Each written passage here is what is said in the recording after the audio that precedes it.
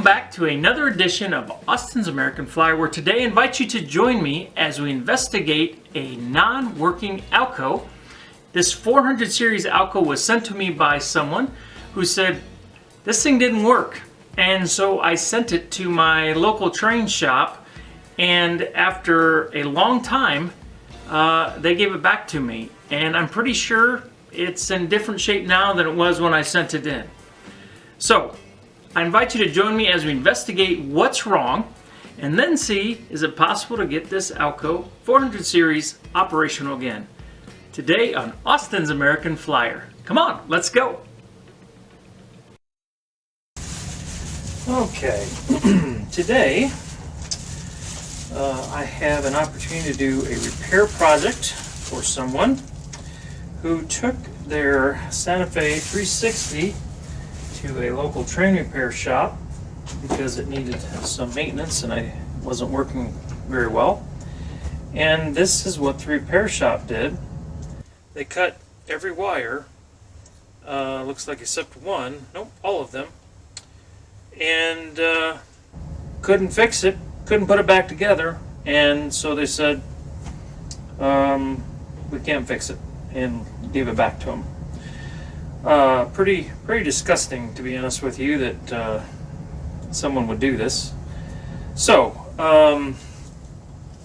my task is to put things back, right as rain, if you will, and get this thing operational.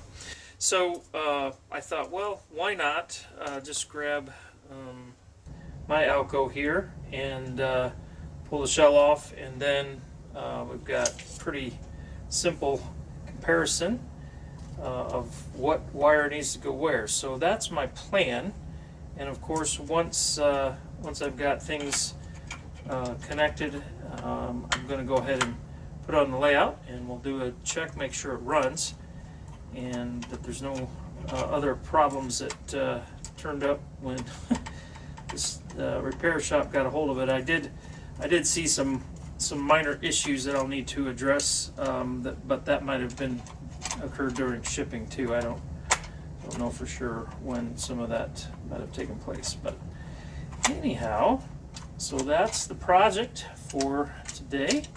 Should be a little bit of fun here. It's always a rewarding feeling to get take something that doesn't work and get it to working again. So looking forward to this challenge, and look forward to also getting an engine up and running for somebody so that they will be able to enjoy it or share it with family or whatever it is they desire to do. So here I am getting ready to embark on what I think is going to be a fairly standard repair job. I don't understand why anyone who's trying to figure something out would cut every wire, but that is what happened here. And so after I got my tools out, as I mentioned, got the other Alco I had there just to do some comparisons, and I just started to grab wires and trace wires and put wires back together. And what I found was that even the couple wires that were soldered in place were not put in the right place. So it really was a complete overhaul in terms of the wiring harness, if you will. So you'll see me, joining wires, soldering wires, and then what I'm doing in a moment like this is actually doing shrink tubing over the joint. The tub to the right of the engine with what looks like something pretty gross is flux, and I haven't been in the habit of using flux on wire soldering projects, but someone suggested it recently, and I do use it on plumbing projects, but I thought, yeah, why not? And it actually really made things go a lot more easily, helped clean wires, helped the solder flow better. So why I didn't do that all along, I don't know. But thank you to that person out there that suggested, hey, why don't you use flux? Okay, I'll do that. That's a great idea. So here you see me getting everything wired up. I might just mention something else too about a couple of the tools.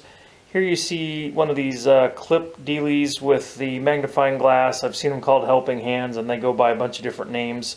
If you don't have something like that, you might consider it, because if you do many repair projects, sooner or later you're going to figure out, you know, if I just had 3 hands or 4 hands, this would go a lot better.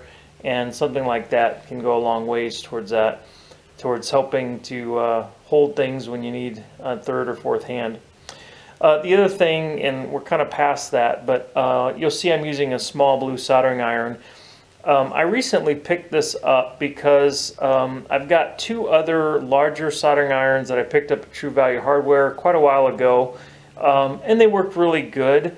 But because by this time they're several years old, and maybe because someone left them plugged in for an extended period of time, I don't know, can't necessarily confirm or deny that, but anyhow, they don't work quite as well as they used to. And I should say the smaller one I have does not. The larger one still works as good as ever. But when I'm doing small wires or small gauge wires, I don't want to use a huge iron, because that's overkill and can overheat things and melt the insulation. So I opted to buy a $10 cheap soldering iron, and this is the first time I use it.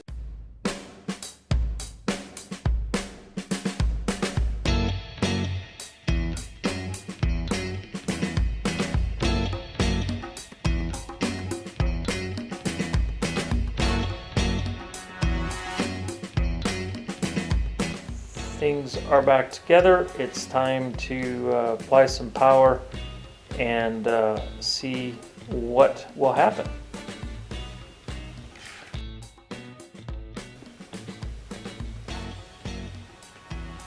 So after getting everything reassembled and triple checking it against the other Alco that I have, I put power, as you can see, and the headlight comes on. I see the solenoid moving and the drum turning on the reversing unit, but I'm not getting any response from the motors, and they're not humming. They're not doing anything. So I double check. Well, by this time it's, you know, checked fourth time I've checked everything, and I can't see anything that's obviously wrong. So the next step is to get my meter out and start checking connectivity. Oh, I should say I also tried to direct power the motors, and didn't get much response from them either. So here you see me double checking, okay, is there anything that I missed on the reverse unit, even though, like I said, I've checked it over and over. Can't see anything obvious, so get out the meter, start checking for continuity, and through that process determine that the fingers on the reverse unit are not making good contact, even though they are brand new. And I didn't technically install them, but the owner installed them before sending it to me, and so I just figured that they were going to be working correctly. That was one issue I found, and another issue I found was that one of the fingers actually was kind of off to the edge of the drum in the reverse unit, so it wasn't making good enough contact. So anyhow, I fixed those items, and about that time called it a day. So this was just going to be a couple hour project, I figured.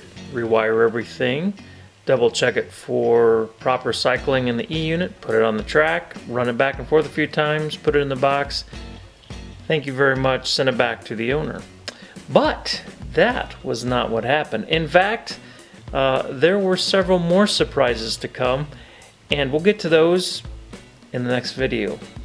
As always, thanks so much for stopping by today. I hope you enjoyed this, and it's worth coming back. There's more. Until next time, take care of yourself, enjoy your flyer trains, and God bless. We'll see you. Bye-bye.